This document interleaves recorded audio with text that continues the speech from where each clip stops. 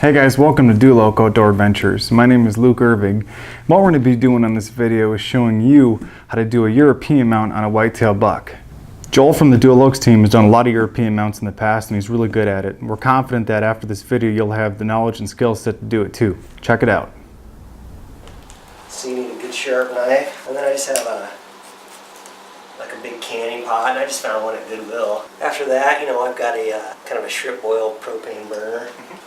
Then later on we'll get to I got hydrogen peroxide, hard work. So the first thing you're doing here is you're taking off the hide. Yeah. Like I said, the worst is around the antlers. I don't know why. And it's a lot easier to do this when they're warm if you want to, but usually you're dealing with other stuff at that moment. But that's the back of the skull there. Okay, right there. And Joel was saying that you want to get the last joint is where you cut off the neck from the head. So there it is. That's pretty much it. And you can also, you can cut a few, I'm going to try to cut the tongue out of it just to save on boiling time.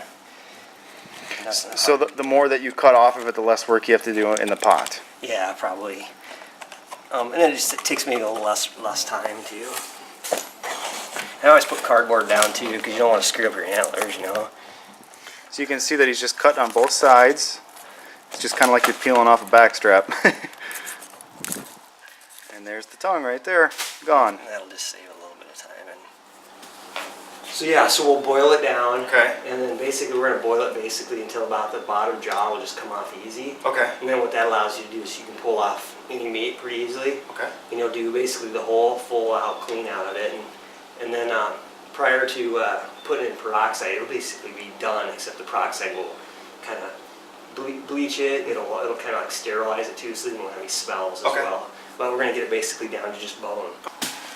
Cook it. And I think that's about all you need to do. This part up here, once you cook it, it'll get warm too, and then that'll come off easier. Okay. We'll get all that stuff off. But that's all I do to start cooking. And I get it just so it's covering just over the skull. So just over the skull. Yeah, okay. That's how I do it. So we'll get it up to a boil, and then we just want to slow boil it. We don't want to just run it hot, rapid boil. We're just gonna get it to a boil, or it's like slow cooking stew, And then we'll about the time the bottom jaw will kind of peel off easy. It's about the time it's about done. You'll get to see it. You'll see what it looks like when it's about done. You want to just I don't want to boil it any more than that. Just like so that's what the soap does. Just kind of helps separate the oil from keeps it off the skull. Like I said, I just keep it just so it's covered. It's all slowly peeling away. Yep. And now you make a little cut, it helps it out a little bit. But when when it finally gets to where it's good, it almost just goes on its own. Okay. To the spot where that bottom jaw will release, then you're about where you need to be. Okay. It's got a little ways yet, but it's getting there. I can't get picked off. So we're about an hour and a half or so into the boil, and things are looking pretty good. They're starting to get boiled and coming off pretty good. It's not all the way done yet, but we're getting close.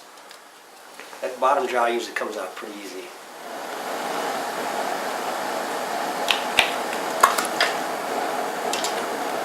But this stuff's all got to come out of here too. And I'm just following along bones and trying to get as much off as I can. Is there a special way? No, just you got to get it off. It's getting close. You can kind of see how it's starting. When it starts to want to pull away from the bone and stuff, then you're getting close. And you're right. It's like when you're making a roast. You know it's done when it all pulls off. Getting there. You can see the hair up around that stuff's all coming off.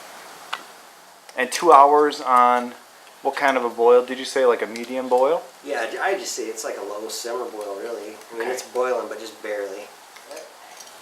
Except another 10 or 15 minutes, I'll be able to just pull all that socket out and all this socket out, and then a lot of that will be gone. Where I can see where these ear canal bones are, because when you pull those bones out, it helps out a lot. So there's an ear canal in here. Once you get in that, it's just a hole, but there's a bone. See how I pulled that bone out of there? Yeah. See how everything comes out with it? Yeah. And that's It makes just everything come out so much easier. And then there's another one in there. And see how that bone, all that tissue is connected to it. Yep. And once you get that out, see how much open that all of a sudden became. And then there's another bone in here that you can break out too. Which I'm gonna try to do. And it doesn't affect it any at all how it looks. It just helps you get the rest of this stuff out.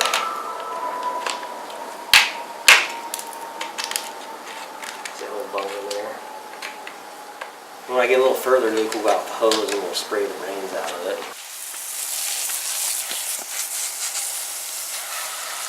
Yeah, it's all in there. Once you get that out, then it's...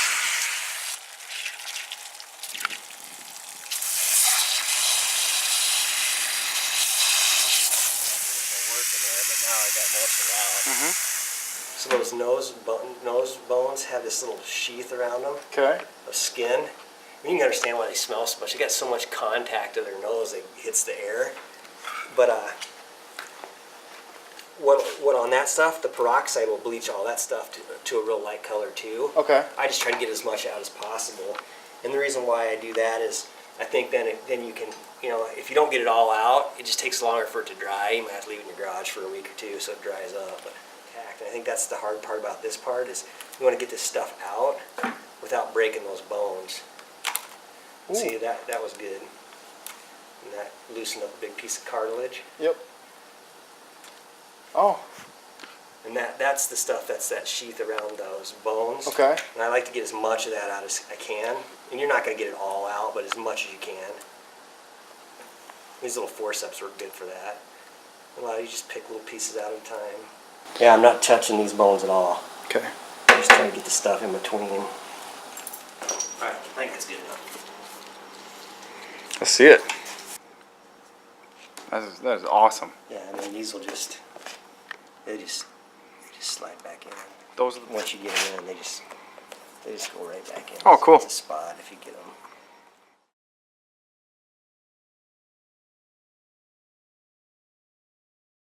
Once you get them lined up, they know where they're supposed to go. But see, those are the bones on the inside I was telling you want to kind of keep intact. Those little spirally looking deals.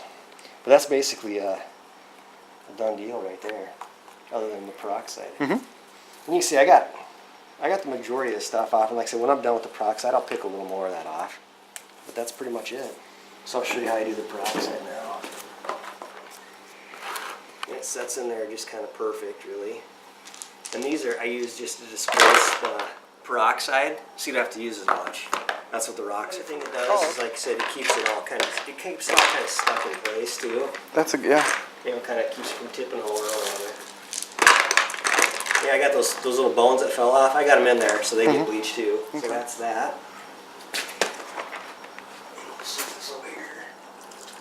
And I am going to try to do my best not to get any on the brown part of the antlers, on the tops of it.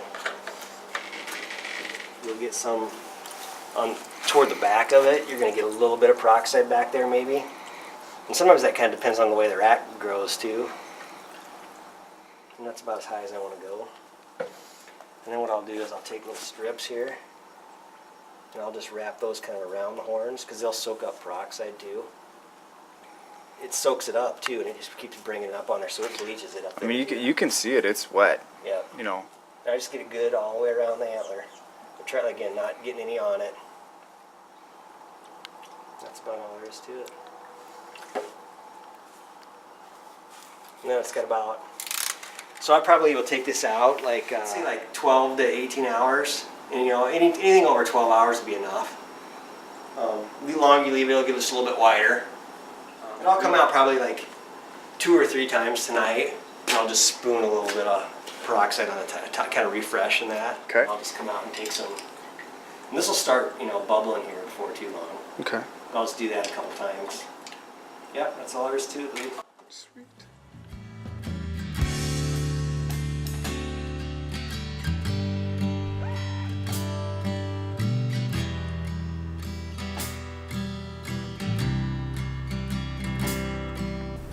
Well, thank you, Joel, for taking the time to show us how to do a European mount. I sure appreciate it, especially since it's my buck. So thanks for watching this adventure. Be sure to tune in next time for our next adventure right here on DualOak Outdoor Adventures.